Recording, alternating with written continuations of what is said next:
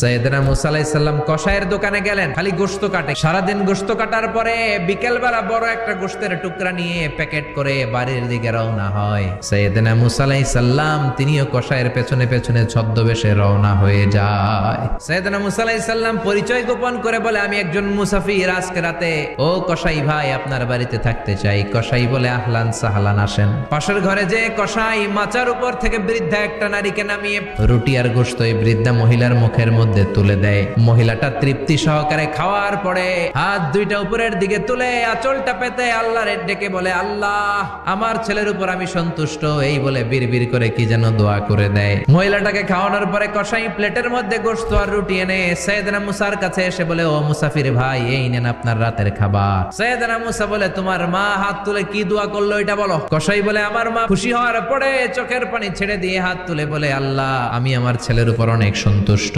শুনেছি এই জামানার বনি ইসরায়েলের সবচেয়ে বড় পয়গম্বর, তার নাম নাকি মুসা কালিমুল্লাহ। আমি তোমার কাছে দোয়া করে গেলাম, আমার ছেলের তুমি ওই মুসা নবীর সাথে জান্নাতে ঢুকাইয়া দিবা।